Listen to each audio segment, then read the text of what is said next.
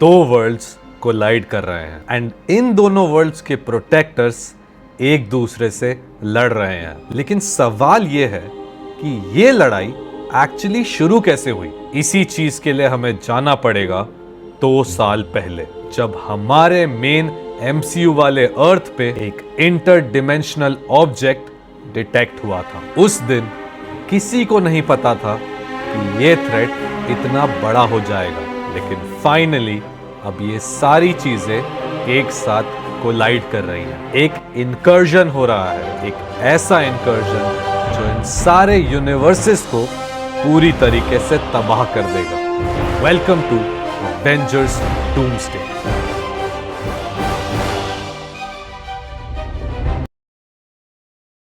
अब जैसा कि हम जानते हैं, अवेंजर्स डूम्सडे नेक्स्ट ईयर 18 दिसंबर को आने वाला है। अब ये मूवी पहले रिलीज हो रही थी मई में, 2026 के मई में, लेकिन इसको मूव कर दिया गया दिसंबर में, 18 दिसंबर 2026। अब बहुत लोग ये बोल रहे हैं कि किसी मार्केटिंग टैक्टिक की वजह से इसे शिफ्ट किया गया है, लेकिन कहीं ना कहीं मुझे ऐसा लगता है कि एक और ऐसा रीजन हो सकता है जिसकी वजह से इसको शिफ्ट किया गया है। जहां तक मैं सोच पा रहा हूं, एक और ऐसी अनअनाउंस्ड मूवी है जो मार्वल 2026 में अवेंजर्स डूम्सडे से पहले रिलीज करेगी। अब वो स्पाइडरमैन 4 होगी या कोई और मूवी होगी, ये हमें देखना पड़ेगा। एंड ऐसा क्यों होगा?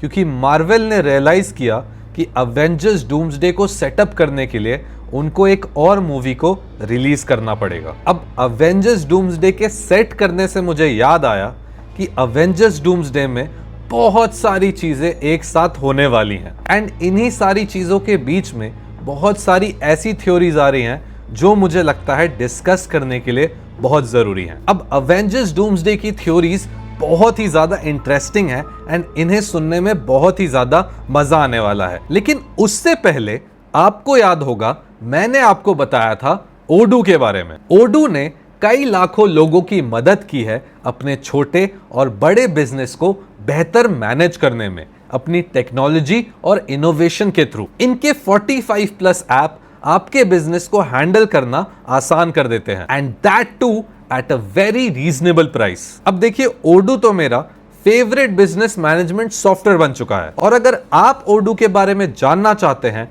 तो ओडू 13th and 14th अगस्त को होस्ट कर रहा है India's biggest tech and business event, Odoo community days 2025 at Mahatma Mandir, Gandhinagar, Gujarat, जिसमें renowned entrepreneurs, businessmen, techies, industry experts, industry leaders, influencers और स्टूडेंट्स आएंगे। एंट्री एकदम फ्री है और इस 2 दिन के इवेंट को 20,000 से भी ज्यादा लोग अटेंड करने वाले हैं, क्योंकि यहां मौका मिलेगा इंडस्ट्री के टॉप लीडर्स से इंटरैक्ट करने का। 200 एग्जीबिशंस, 200+ लाइव सेशंस और आफ्टर पार्टी भी होने वाली है, तो आप इसको मिस मत करिएगा।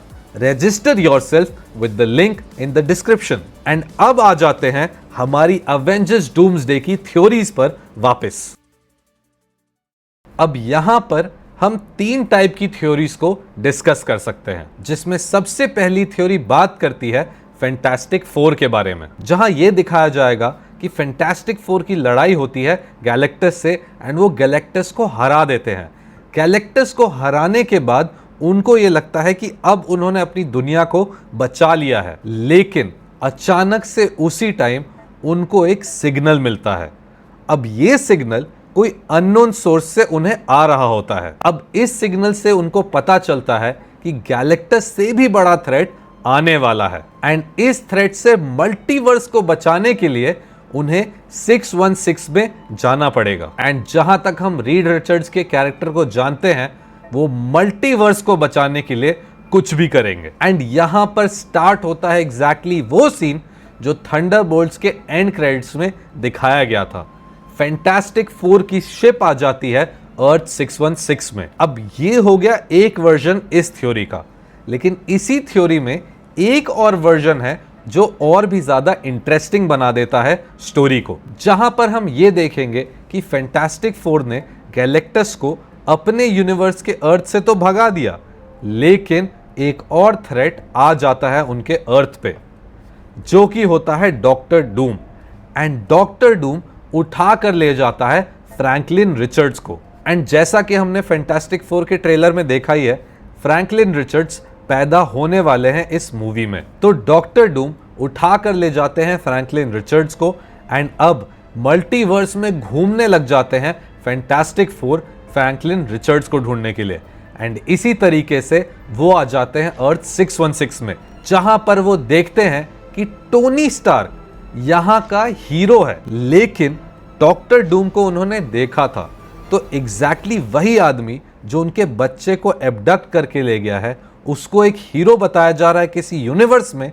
तो फैंटास्टिक फोर इसी यूनिवर्स में सर्च करने लग जाते हैं फ्रैंकलिन रिचर्ड्स को, जो एग्जैक्टली डॉक्टर डूम चाहते हैं, ताकि फैंटास्टिक फोर की लड़ाई हो जाए अर्थ 616 के हीरोज से। एंड डॉक्टर डूम ऐसा क्यों चाहेंगे? क्योंकि उनको बनाना है बैटल वर्ल्ड। अब मैंने आपको पहली थ्योरी के पार्ट 1 में यह बताया कि एक अननोन सोर्स से उन्हें सिग्नल आता है कि एक और बड़ा थ्रेट आने वाला है। तो वो सिग्नल जो वो अननोन सोर्स से आ रहा होता है, वो अननोन सोर्स होता है लोकी। क्योंकि लोकी को पूरे मल्टीवर्स में पता है कि कहां पर क्या हो रहा है, क्योंकि Loki is the God of the multiverse. अब लोकी फैंटास्टिक फोर को ही क्यों कनेक्ट करता है? क्योंकि उसने देखा है उन्हें गैलेक्टस को हराते हुए। लेकिन एक और चीज है कि लोकी अपने अर्थ 616 पे इसलिए नहीं कनेक्ट कर सकता है क्योंकि वहां पर अभी भी वो लोग उसे एज अ विलन देखते हैं। क्योंकि टीवीए में जो भी हुआ लोकी के साथ, वो उन्होंने नहीं देखा है, वो सिर्फ लोकी को पता है। तो इसी वजह से पूरे मल्टीवर्स के स्ट्रॉन्गेस्ट हीरोज को सर्च करता है लोकी एंड कनेक्ट करता है फैंटास्टिक फोर से। लेकिन अब इसके बाद फैंटास्टिक फोर जो थंडरबोल्ट्स के एंड क्रेडिट्स में आ जाते हैं अर्थ 616 में, उनको लोकी पहले भेजता है एक्समैन के यूनिवर्स में। अब ये क्यों होगा, ये भी मैं आपको अच्छे से प्रूफ के साथ बताता हूं। अब एक इंटरव्यू में नाइट क्रॉलर के जो एक्टर हैं, उनसे पूछा गया था कि डूम्सडे की स्क्रिप्ट पढ़ के उनको कैसा लगा। तो उन्होंने बताया कि एक सीन में वो पेड्रो पास्कल के सर पे लात मारेंगे, जिसका मतलब फैंटास्टिक फोर 100% मिलने वाले हैं एक्समैन से। एंड क्योंकि एक्समैन अलग यूनिवर्स में है, हमारे एवेंजर्स अर्थ 616 पे हैं एंड फैंटास्टिक फोर जो है वो अलग यूनिवर्स में है, तो फैंटास्टिक फोर को क्रॉस करके जाना पड़ेगा एक्समैन के यूनिवर्स में। एंड वहां पर वो लड़ाई करेंगे एक्समैन से, क्योंकि एक्समैन को समझ नहीं आएगा कि ये लोग कौन है एंड ये मल्टी डायमेंशनल लोग इन पे अटैक कर रहे हैं। एंड फिर वो लड़ाई हमें दिखाई जाएगी X Men versus the Fantastic Four, जिसके बाद ये लोग साथ में मिल जाएंगे एंड ये ट्रैवल करेंगे अर्थ 616 में, जिस इंटरस्टेलर ट्रैवल में हेल्प करेंगी मोनिका रैम्बो, जो मार्वल्स के एंड में पहुंच गई थी एक्समैन के यूनिवर्स में, जो कि हो गया फैंटास्टिक फोर का यूनिवर्स, जिसको वो इस मूवी के बाद अबैंडन कर देंगे। लेकिन एक्समैन का यूनिवर्स और हमारा अर्थ 616, ये दोनों एग्जिस्ट करते हैं एंड यही दोनों वर्ल्ड्स हैं जिनके बीच में इंकर्जन होगा, जो चाहते हैं डॉक्टर डूम एंड जिस इंकर्जन को रोकना चाहते हैं लोकी। आई नो ये बहुत ज्यादा कंफ्यूजिंग हो रहा है, लेकिन अभी इसमें और भी ज्यादा कॉम्प्लिकेशंस होने वाली हैं। तो बेसिकली फैंटास्टिक फोर अब आते हैं अर्थ 616 में with the X Men on their plane. And ये शिप उनके फैंटास्टिक फोर मूवी की शिप से अलग इसलिए है क्योंकि फैंटास्टिक फोर की मूवी में जो शिप है उसमें 3 पीछे की तरफ स्टैंड्स हैं, लेकिन इस वाले शिप में 4 स्टैंड्स आपको पीछे की तरफ एक्सटेंड करते हुए दिखेंगे। तो बेसिकली 2 शिप्स हैं जो अलग अलग हैं एंड ये एक हमें फैंटास्टिक फोर की मूवी में दिखेगी और एक हमें अवेंजर्स डूम्सडे में दिखेगी, जिसमें एक्समैन और फैंटास्टिक फोर साथ में ट्रैवल करके अर्थ 616 में आए हैं। अब जब बात हम अर्थ 616 की कर रहे हैं, तो थंडरबोल्ट्स की एंडिंग की भी बात हमें थोड़ी कर लेनी चाहिए, क्योंकि थंडरबोल्ट्स के एंड में अगर आपने ध्यान से देखा हो तो 14 मंथ्स लेटर जो लिखा आता है उसके बाद एक लोगो आता है एंड वो लोगो नए अवेंजर्स का लोगो है। लेकिन अगर आप ध्यान से देखें तो ये लोगो कुछ नई चीज आपको बताता है। तो अगर आप ये लोगो हाइंडसाइट में सामने से देखें तो ये एक ए बना रहा है विच इज द अवेंजर्स, जो हमें पता था, जो कि होना था। लेकिन अगर आप इसको हल्का सा टेढ़ा कर दें तो ये बन जाता है एक 4, विच इज फैंटास्टिक 4। लेकिन ये चीज अभी भी यहां पर खत्म नहीं हुई है। इस लोगो में अगर आप 4 को देखें पूरी तरीके से, या आप ए को देख रहे हैं, तो जहां पर ये दोनों लाइंस एक दूसरे को कट करती हैं, ये बनाता है एक x, which is the x man. मतलब एक सिंगल लोगो में इन्होंने अवेंजर्स, फैंटास्टिक 4 और एक्स मैन तीनों दिखा दिए हमें। एंड क्रेजी से ज्यादा ये प्लॉट के लिए इंपॉर्टेंट है, क्योंकि यही दोनों वर्ल्ड्स एंड यही तीनों ग्रुप्स हैं जो आपस में कोलाइड करेंगे। अब इसके बाद सेकेंड थ्योरी पर चलने से पहले मैं आपको एक और ईस्टर एग बता दूं कि मून नाइट में अगर आपने देखा हो तो सेकेंड एपिसोड में हमें लैटवेरिया में दिखाया गया है। अब लैटवेरिया वो जगह है जो एक फिक्शनल कंट्री है in doctor dooms world, and लैटवेरिया में ही वो कासल है डॉक्टर डूम का जो हमें दिखा दिया गया था एपिसोड 2 में मून नाइट के बैकग्राउंड में। एंड सिर्फ इतना ही नहीं,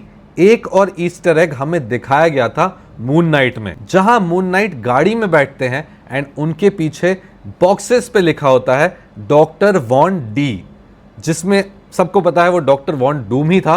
लेकिन मार्वल ने उस चीज को डिनाई कर दिया कि वो डॉक्टर वॉन डूम नहीं है, वो किसी और का नाम लिखा हुआ है। लेकिन उन्होंने फुली लैटवेरिया दिखाया, फुली वो कासल दिखाया डॉक्टर डूम का। तो वो टीज कर रहे थे डॉक्टर डूम, लेकिन फाइनली उन्होंने डॉक्टर डूम को एज द विलन बाद में कास्ट कर दिया एंड क्रिएट कर दिया अवेंजर्स डूम्सडे, जब अवेंजर्स कैंग डायनेस्टी स्क्रैप हो गया। अब जहां तक मुझे लगता है कि रॉबर्ट डाउनी जूनियर बीच में बैठे हैं एंड उनके लेफ्ट साइड में वो सारे कैरेक्टर्स हैं जो एक साथ हमें डूम्सडे में दिखने वाले हैं। लेकिन कहीं ना कहीं मुझे ये भी लगता है कि अभी ये कास्ट कंप्लीट नहीं हुई है। राइट साइड में कुछ और चेयर्स हैं जो रॉबर्ट डाउनी जूनियर बाद में अनवील करेंगे, एंड शायद से इन्हीं में से किसी कैरेक्टर की मूवी आ सकती है डूम्सडे से पहले, क्योंकि डूम्सडे को इसीलिए मूव किया गया होगा। इसके बाद चलते हैं हम दूसरी थ्योरी पे, जहां पर यह बताया जा रहा है कि डॉक्टर डूम एक्चुअली एग्जिस्ट करते थे बहुत टाइम से एमसीयू में। अब इस वाली थ्योरी का मैं इतना बड़ा फैन नहीं हूं, क्योंकि इसमें आयरन मैन की लेगेसी को खराब कर दिया जाता है पूरी तरीके से। लेकिन फिर भी मैं आपको समझा देता हूं कि एक्चुअली ये थ्योरी क्या कह रही है। तो बेसिकली कहा जाता है कि ही हू रिमेन्स ने टोनी स्टार्क और विक्टर वॉन डूम को रिप्लेस कर दिया था बचपन में ही, एंड विक्टर वॉन डूम वो हैं जो बड़े होकर आयरन मैन बने, एंड उनको हावर्ड स्टार्क और उनकी मम्मी ने अडॉप्ट कर लिया था बचपन में, एंड ये ही हू रिमेन्स का प्लान था। एंड इसके बाद doctor von Doom, Victor von Doom बड़े हुए एंड उन्होंने ये अवेंजर्स बनाया, एंड वो आयरन मैन है एक्चुअली।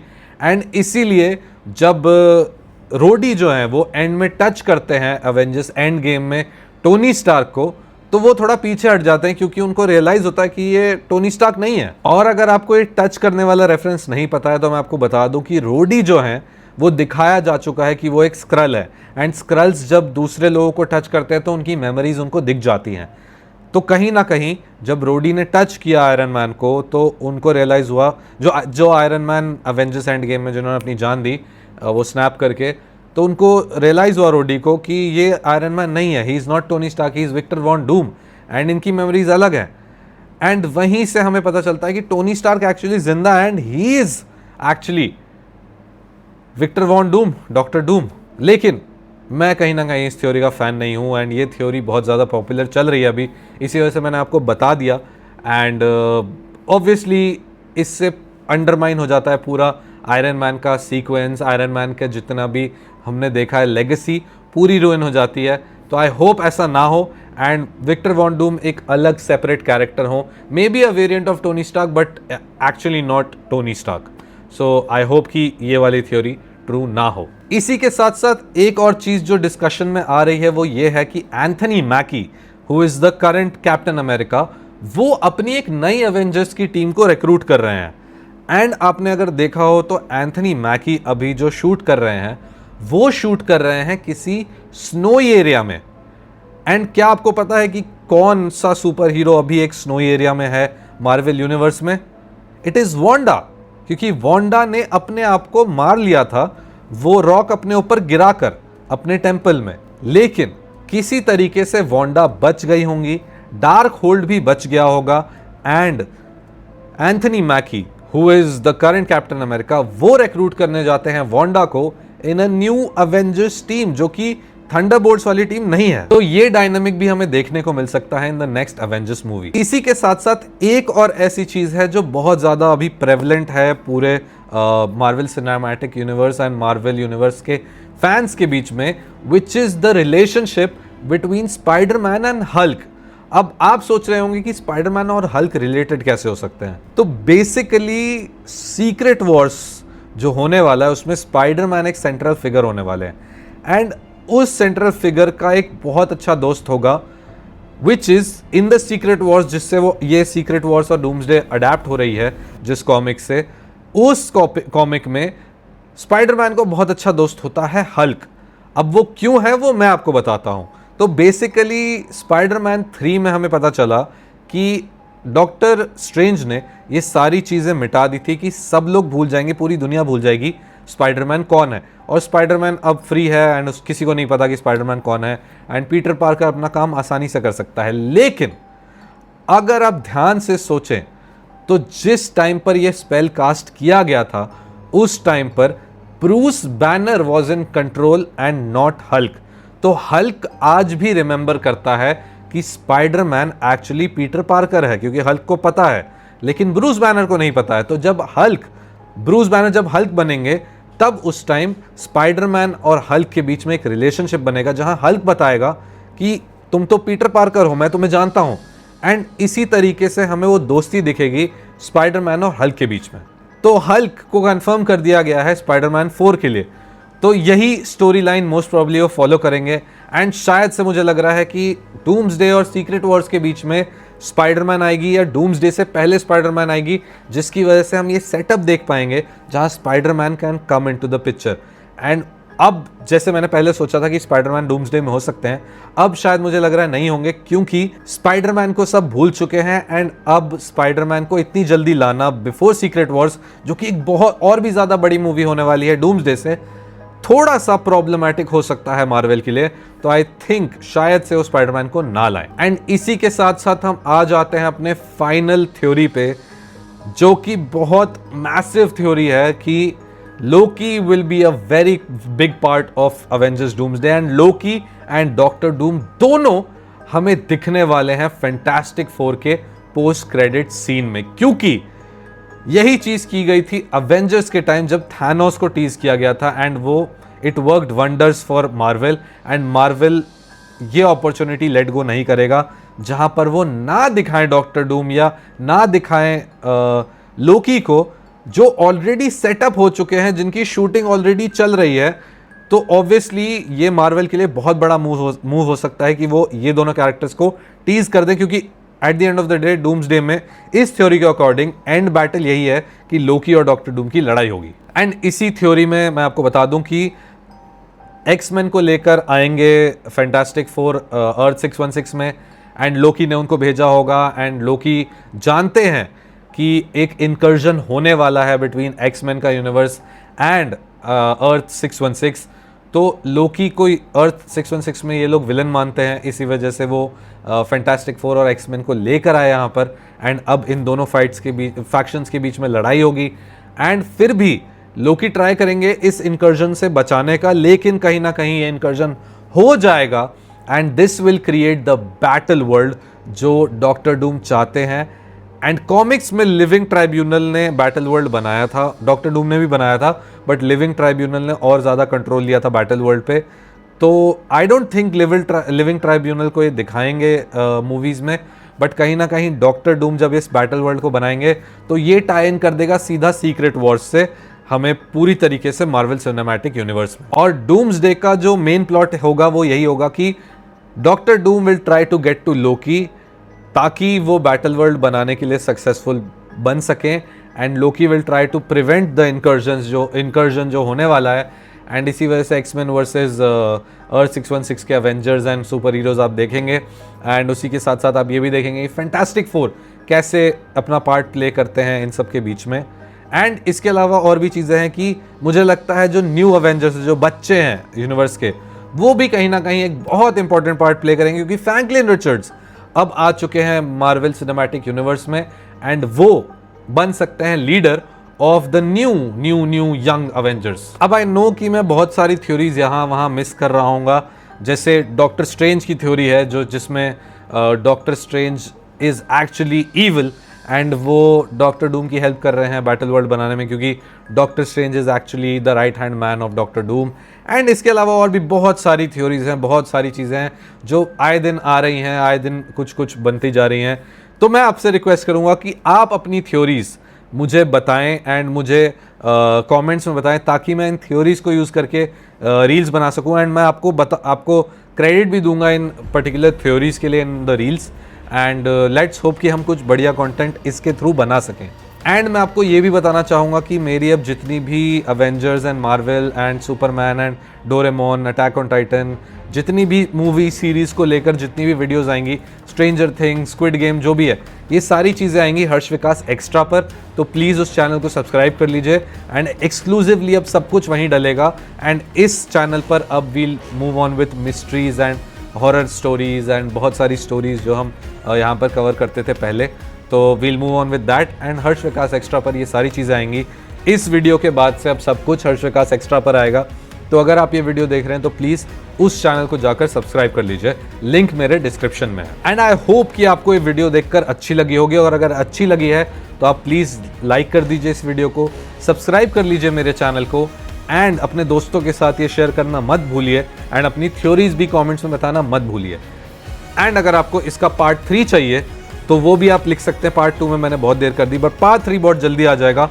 तो पार्ट 3 के लिए आप कमेंट कर दीजिए एंड ऑल्सो सब्सक्राइब कर लीजिए मेरे हर्ष विकास एक्स्ट्रा वाले चैनल को, क्योंकि अगर पार्ट 3 आता है और जल्दी आता है तो वो आएगा हर्ष विकास एक्स्ट्रा पर। तो प्लीज़ जाइए जल्दी से भाई सब्सक्राइब कर दीजिए। Thank you so much guys and I will see you again in some other video. लेकिन एक मिनट, इस वीडियो में भी मैंने गैलेक्टस की इतनी बात नहीं की थी, जबकि पार्ट 1 में सबसे ज्यादा एंड में हाइप जो थी वो गैलेक्टस की थी। अब ऐसा क्यों है ये भी मैं आपको क्लियर कर देता हूं। तो हाइप एक्चुअली ये है कि इस पर्टिकुलर यूनिवर्स में गैलेक्टस सिर्फ एक है एंड मल्टीपल गैलेक्टस आपको नहीं दिखेंगे, जो कि गैलेक्टाई है वो नहीं दिखेंगे। तो इसीलिए इस पर्टिकुलर मूवी में विच इज फैंटास्टिक फोर आपको दिख रही हैं शालाबाल, जो कि एक सिल्वर सर्फर की वेरिएंट है, क्योंकि इसके अलावा एक और सिल्वर सर्फर है जो एक्चुअली एक मेल है। क्योंकि बहुत लोग ये बोल रहे थे कि फीमेल सिल्वर सर्फर कहां से आ गई, तो मैं आपको ये बता दूं कि सिल्वर सर्फर आने वाला है गैलेक्टस के साथ किसी और मूवी में, क्योंकि अभी के फेज में मार्वल का main villain is doctor Doom, लेकिन कहीं ना कहीं doctor Doom, Galactus and Franklin Richards के बीच में जो कहानी होने वाली है वो बहुत ही ज्यादा अलग होने वाली है। क्योंकि आपको ये पता है कि कॉमिक्स में गैलेक्टस को कंट्रोल करने वाला सिर्फ एक कैरेक्टर था, जिसको माना जाता है one of the strongest characters of Marvel, and वो कैरेक्टर था